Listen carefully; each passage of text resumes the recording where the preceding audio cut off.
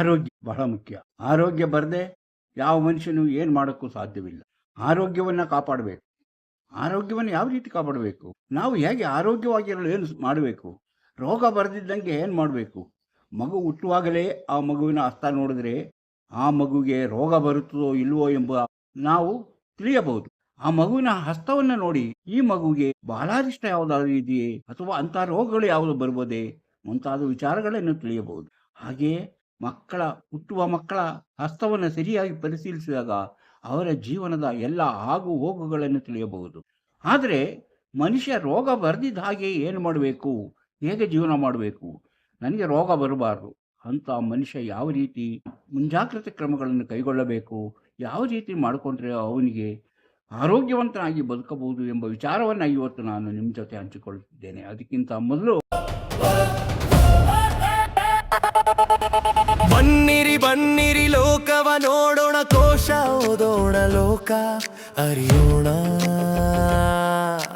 ಜೀವನ ತಿಳಿಯೋಣ. ಇದರೊಳಗಿದೆಲ್ಲವೂ ಸ್ವಾಗತ ನಿಮಗೆ ಮಾಡಿಯ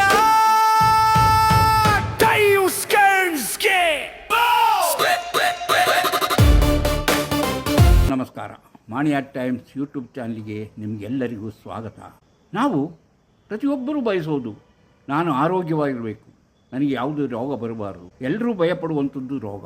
ಅದರಲ್ಲೂ ನಾವು ಹಾಸಿಗೆ ಹಿಡಿಯುವಂತಹ ರೋಗ ಬಂದುಬಿಟ್ರೆ ಅಷ್ಟು ನಮಗೆ ಎಂತಹ ನರಳಾಟ ಆಗುತ್ತದೆ. ಆ ನರಳಾಟದಿಂದ ಪಾರಾಗೋದು ಹೇಗೆ ಮುಂತಾದ ಚಿಂತೆಗಳಿಂದಾಗಿ ಯಾವುದೇ ವ್ಯಕ್ತಿ ಶೋಚನೀಯ ಸ್ಥಿತಿ ತಲುಪುತ್ತಾನೆ. ಆದರೆ ನಾವು ರೋಗ ಬರದಿದ್ದ ಹಾಗೆ ಏನು ಮಾಡಬೇಕು, ಅದಕ್ಕೆ ಯಾವ ಪಾಯಿಂಟ್ಗಳಿದೆ, ಆ ಪಾಯಿಂಟ್ಗಳನ್ನ ನಾನು ಇವತ್ತು ಹೇಳ್ತಾ ಹೋಗ್ತೇನೆ. ನೀವು ಆ ಪಾಯಿಂಟ್ಗಳನ್ನು ಅನುಸರಿಸ್ತಾ ಬಂದರೆ ನೀವು ಆರೋಗ್ಯವಂತರಾಗಿ ಜೀವನದಲ್ಲಿ ಸುಖವಾಗಿ ಸಂತೋಷವಾಗಿರಲು ಸಾಧ್ಯ. ಹಾಗಾದರೆ ಆ ಪಾಯಿಂಟ್ಗಳು ಯಾವುದು? ಇಂತಹ ವಿಚಾರಗಳನ್ನು ಹೊತ್ತು ಬರುತ್ತಿರುವಂತಹ ಮಾಣಿಯಾ ಟೈಮ್ಸ್ ಯೂಟ್ಯೂಬ್ ಚಾನಲನ್ನು ನೀವು ಇನ್ನೂ ಸಬ್ಸ್ಕ್ರೈಬ್ ಮಾಡಿಲ್ಲವಾದರೆ ಈಗಲೇ ಕೆಳಗೆ ಕಾಣುವ ಸಬ್ಸ್ಕ್ರೈಬ್ ಎಂದು ಬರೆದಿರೋ ಇಲ್ಲಿ ಒಮ್ಮೆ ಕ್ಲಿಕ್ ಮಾಡಿ ಸಾಕು, ನೀವು ಸಬ್ಸ್ಕ್ರೈಬ್ ಆಗ್ತೀರಿ. ಅದೇ ರೀತಿ ಪಕ್ಕದಲ್ಲಿ ಕಾಣುವ ಗಂಟೆಯ ಚಿಹ್ನೆಯನ್ನು ಒಮ್ಮೆ ಕ್ಲಿಕ್ ಮಾಡಿದರೆ ಮಾಣಿಯಾ ಟೈಮ್ಸ್ ಯೂಟ್ಯೂಬ್ ಚಾನಲ್ ಯಾವುದೇ ಹೊಸ ವೀಡಿಯೋ ಅಪ್ಲೋಡ್ ಆದ ಕೂಡಲೇ ನಿಮ್ಮ ಮೊಬೈಲಿಗೆ ನೋಟಿಫಿಕೇಷನ್ ಬರೋದ್ರಿಂದ ನೀವು ಎಲ್ಲ ವೀಡಿಯೋಗಳನ್ನು ನೋಡಿ ಹೆಚ್ಚು ವಿಷಯಗಳನ್ನು ತಿಳಿದುಕೊಳ್ಳಲು ಸಾಧ್ಯವಾಗುತ್ತೆ. ಪ್ರತಿಯೊಂದು ವಿಡಿಯೋವನ್ನು ಆರಂಭದಿಂದ ಕೊನೆವರೆಗೂ ನೋಡಿ, ಆಗಲೇ ನಿಮಗೆ ಎಲ್ಲವೂ ಸರಿಯಾಗಿ ಅರ್ಥವಾಗುವುದು. ಹಾಗೆಯೇ ಲೈಕ್ ಮಾಡಿ, ಶೇರ್ ಮಾಡಿ, ಪ್ರೋತ್ಸಾಹ ಕೊಡಿ. ಈಗ ನಾನು ಹೇಳಿದೆ, ರೋಗ ಬರದೆ ಇರಲು ನಾವು ಯಾವ ರೀತಿ ಮುಂಜಾಗ್ರತೆ ಕ್ರಮಗಳನ್ನು ಕೈಗೊಳ್ಳಬೇಕು. ಹಸ್ತರೇಖಾ ಸಾಮುದ್ರಿಕ ಶಾಸ್ತ್ರದಲ್ಲಿ ಮಗು ಹುಟ್ಟುವಾಗಲೇ ಅದಕ್ಕೆ ರೋಗ ಬರಬಹುದೇ ಎಂಬ ವಿಚಾರಗಳನ್ನು ತಿಳಿಯಬಹುದು. ಅದಕ್ಕೂ ಕಾರಣ ಇದೆ. ಆ ಕಾರಣಗಳನ್ನು ನಾವು ಬೇರೆ ಒಂದು ವಿಡಿಯೋದಲ್ಲಿ ಹೇಳೋಣ. ಆದರೆ ನಾವು ಈಗ ರೋಗ ಬರದೆ ಸುಖವಾಗಿರಲು ನಾವು ಯಾವ ರೀತಿಯ ಮುಂಜಾಗ್ರತೆ ಕ್ರಮಗಳನ್ನು ಕೈಗೊಳ್ಳಬೇಕು ಎಂಬುದನ್ನು ಯೋಚಿಸೋಣ. ಮೊದಲನೇದಾಗಿ ನಾವು ನಮ್ಮ ಆಹಾರದ ಬಗ್ಗೆ ಶಿಸ್ತನ್ನು ಬೆಳೆಸ್ಕೋಬೇಕು. ಆಹಾರ ಯಾವ ಟೈಮಲ್ಲಿ ನಾವು ಊಟ ಮಾಡಬೇಕು, ಆಹಾರ ತೆಗೆದುಕೊಳ್ಳಬೇಕು ಎಂಬುದನ್ನು ಮೊದಲೇ ನಿರ್ಧಾರ ಮಾಡಿರಬೇಕು. ಅದಕ್ಕೊಂದು ಟೈಮ್ ಇರಬೇಕು. ಆ ಟೈಮ್ ಬಿಟ್ಟು ಹೆಚ್ಚು ಕಡಿಮೆ ಆದರೆ ಅದು ನಿಮ್ಮ ಆರೋಗ್ಯದ ಮೇಲೆ ಪರಿಣಾಮ ಬೀರುತ್ತದೆ. ಸಾಮಾನ್ಯವಾಗಿ 3 ಹೊತ್ತು ಆಹಾರ ತೆಗೆದುಕೊಳ್ಳು, ಬೆಳಗಿನ ತಿಂಡಿ, ಮಧ್ಯಾಹ್ನದ ಊಟ, ಹಾಗೆ ಸಂಜೆ ಊಟ. ಹೀಗೆ 3 ಹೊತ್ತು ಊಟ ಮಾಡುವುದು ಸರಿ.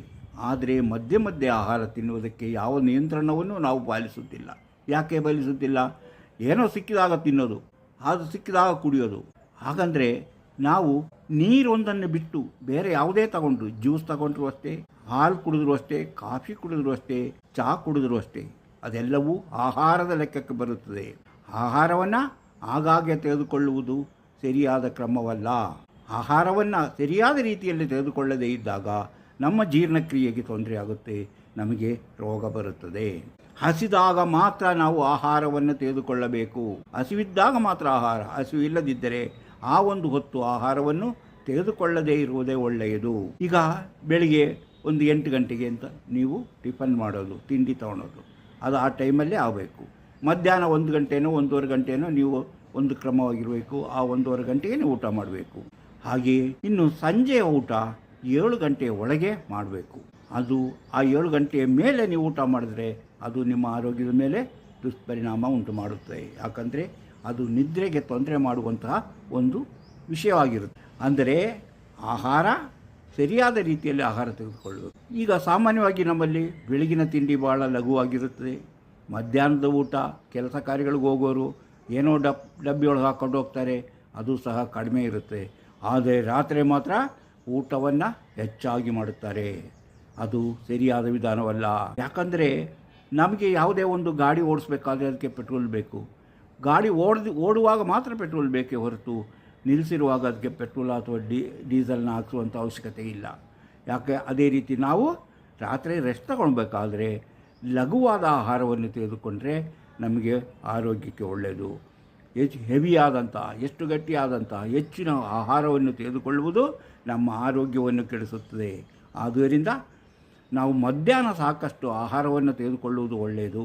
ಹಾಗೆಯೇ ಬೆಳಗಿನ ಆಹಾರವು ಉತ್ತಮವಾಗಿದ್ದರೆ ಒಳ್ಳೆಯದು. ಸಂಜೆ ಮತ್ತು ಆಹಾರ ಮಾತ್ರ ಯಾವಾಗಲೂ ಬಹಳ ಕಡಿಮೆ ಪ್ರಮಾಣದಲ್ಲಿರಬೇಕು. ಮಧ್ಯಾಹ್ನದ ಆಹಾರ ಜಾಸ್ತಿ ಇರಬೇಕು. ಯಾಕಾದರೆ ಎಷ್ಟೋ ಜನಕ್ಕೆ ಸಾಧ್ಯ ಆಗೋದಿಲ್ಲ, ಅವರು ಡಬ್ಬಿಯೊಳಗೆ ತೊಗೊಂಡು ಹೋಗ್ತಾರೆ, ಅದು ಹೊಟ್ಟೆ ತುಂಬುತ್ತಾ ಇಲ್ಲ. ಆದರೆ ರಾತ್ರಿ ಆಹಾರ ಮಾತ್ರ ಬಹಳ ಕಡಿಮೆ ತಗೊಬೇಕು, ಲಘುವಾದ ಆಹಾರ ತಗೋಬೇಕು. ಇಲ್ಲದಿದ್ದರೆ ಅದು ನಮ್ಮ ಆರೋಗ್ಯಕ್ಕೆ ತೊಂದರೆ ಉಂಟು ಮಾಡುತ್ತೆ. ಇಷ್ಟು ಆರೋಗ್ಯದ ವಿಷಯ ಆಯಿತು. ಇಂಥ ರೀತಿಯಲ್ಲಿ ನೀವು 3 ಹೊತ್ತು ಆಹಾರವನ್ನು ತೆಗೆದುಕೊಳ್ಳಬೇಕು. ಆಮೇಲೆ ಹಸಿವು ಆದರೆ ಮಾತ್ರ ಯಾವುದಾದ್ರೂ ಆಹಾರವನ್ನು ತೆಗೆದುಕೊಳ್ಳಬೇಕು. ಅದು ಕ್ರಮ. ನೀರಲ್ಲದೆ ಬೇರೆ ಯಾವುದೇ ಪಾನೀಯ ಕುಡಿದರೂ ಸಹ ಅದು ಆಹಾರದ ರೀತಿಯಲ್ಲೇ ಕೆಲಸ ಮಾಡುತ್ತದೆ ಎಂಬುದನ್ನು ನೆನಪಿಟ್ಟುಕೊಳ್ಳಬೇಕು. 2ನೇದು ನೀರು. ಶುದ್ಧವಾದ ನೀರನ್ನು ನಾವು ಕುಡಿಯಬೇಕು. ಶುದ್ಧವಾದ ನೀರು ಕುಡಿಯಬೇಕು. ಆದರೆ ಯಾವಾಗ ನೀರು ಕುಡಿಬೇಕು? ಏನೇನು ನೀರು? ಬಾಯಾರಿದಾಗ, ನಮ್ಮ ದೇಹ ಅದನ್ನು ಕೇಳಿದಾಗ ನಾವು ನೀರು ಕುಡಿಯಬೇಕು. ಆದರೆ ಆಹಾರದ ಜೊತೆಯಲ್ಲಿ ನಾವು ನೀರು ಕುಡಿಯುವುದು ಸರಿಯಲ್ಲ. ಯಾಕಂದರೆ ನಮ್ಮ ಬಾಯಿಯಲ್ಲಿ ಸುಮಾರು 1.5 ಲೀಟರ್ನಷ್ಟು ಜೊಲ್ಲು ಉತ್ಪಾದನೆ ಆಗುತ್ತೆ. ನಾವು ತಿನ್ನುವ ಆಹಾರವನ್ನು ಆ ಜೊಲ್ಲಿನೊಂದಿಗೆ ಅಗೆದು ತಿನ್ನುವಾಗ ಆ ಜೊಲ್ಲಿನೊಂದಿಗೆ ಬೆರೆತು ಅದು ನಮ್ಮ ಹೊಟ್ಟೆಯನ್ನು ಸೇರಬೇಕು. ಆಗಲೇ ನಮ್ಮ ಆಹಾರನ ಸರಿಯಾದ ಪಚನಕ್ರಿಯೆ ನಡೆಯುತ್ತೆ. ನಾವು ಅದರ ಜೊತೆ ನೀರನ್ನು ಕುಡಿತಾ ಇದ್ದರೆ ನಮಗೆ ಸರಿಯಾದ ರೀತಿಯಲ್ಲಿ ಆಹಾರವನ್ನು ತೆಗೆದುಕೊಳ್ಳಲು ಸಾಧ್ಯವಿಲ್ಲ. ಆದ್ದರಿಂದ ನಾವು ಆಹಾರದೊಂದಿಗೆ ನೀರು ಕುಡಿಯಬಾರದು. ಈ ನಮ್ಮ ಜೊಲ್ಲಿನೊಂದಿಗೆ ಆಹಾರ ಬೆರೆಯುವಂತೆ ನಾವು ಅಗೆದು ತಿನ್ನಬೇಕು.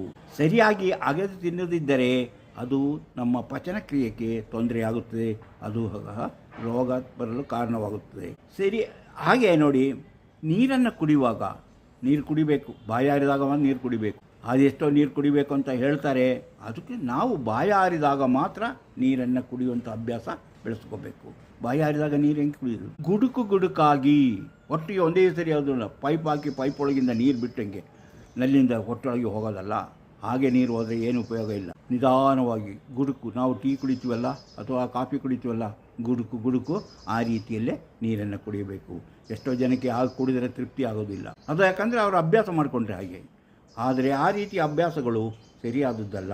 ಆದ್ದರಿಂದ ಗುಡುಕಾಗಿ ನೀರು ಕುಡಿಯಬೇಕು. ಆವಾಗ ನಮ್ಮ ಬಾಯಿಯಲ್ಲಿ ಜಲ್ಲಿನೊಂದಿಗೆ ನೀರು ಬೆರೆಯುತ್ತದೆ. ನೀರು ನಿಧಾನವಾಗಿ ನಮ್ಮ ದೇಹವನ್ನು ಸೇರುತ್ತದೆ. ನಮ್ಮ ದೇಹವನ್ನು ಸೇರಿದರೆ ಅದೆಷ್ಟೋ ಕ್ರಿಯೆಗಳ ಮೂಲಕ ಅದು ಸೋಸಿ ಅದರಲ್ಲಿರುವಂತಹ ಸಾರಾಂಶವನ್ನು ಎಳೆದುಕೊಂಡು ಅದನ್ನು ಮತ್ತೆ ಮೂತ್ರಪಿಂಡಕ್ಕೆ ಕಳಿಸಿ ನಮ್ಮ ಮೂತ್ರಪಿಂಡದಿಂದ ನೀರನ್ನು ಹೊರಗೆ ಹಾಕುತ್ತೆ. ಆದರೆ ನಾವು ಕುಡಿದ ನೀರು ಆ ರೀತಿಯಲ್ಲೇ ಹೊರಗೆ ಹೋಗೋದಿಲ್ಲ. ಅದರಲ್ಲಿರುವಂತಹ ಕೆಲವು ಲವಣಾಂಶಗಳು ಇರುತ್ತದೆ, ಅಂಥವನ್ನೆಲ್ಲವನ್ನು ಅದು ಹೀರಿಕೊಳ್ಳುತ್ತದೆ. ಹಾಗೆ ಅದನ್ನು ಹೊರಗೆ ಹಾಕುತ್ತೆ. ಹಾಗೆ ಗುಡುಕಾಗಿ ನೀರು ಕುಡಿಯಬೇಕು. ಅದು ಜೊಲ್ಲಿನೊಂದಿಗೆ ಬೆರೀತಾ ನಮ್ಮ ದೇಹದೊಳಬೇಕು.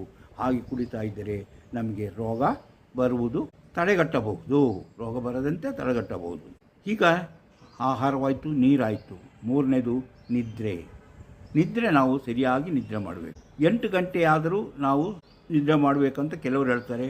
ಆದರೆ ಅದೆಲ್ಲವೂ ಸರಿಯಲ್ಲ. 6 ಗಂಟೆ ಆದರೂ ನಿದ್ದೆ ಮಾಡಬೇಕು. ನಿದ್ದೆ ಬರ್ತಾ ಇಲ್ಲ, ನಾನೇನು ಮಾಡಲಿ ಅಂತ ಕೇಳುವುದು. ನಿದ್ದೆ ಯಾಕೆ ಬರಲ್ಲ? ನೀವು ಹೆಚ್ಚಿನ ಆಹಾರವನ್ನು ರಾತ್ರಿ ಮಲಗುವಾಗ ಸೇವನೆ ಮಾಡಿದ್ದರೆ ನಿಮಗೆ ನಿದ್ದೆ ಬರೋದಿಲ್ಲ. ಲಘುವಾದ ಆಹಾರ ತಿಂದು ಸರಿಯಾದ ರೀತಿಯಲ್ಲಿ ವ್ಯಾಯಾಮ ಮಾಡುತ್ತಿದ್ದವರಾದರೆ ಅವರಿಗೆ ನಿದ್ದೆ ಬರುತ್ತೆ.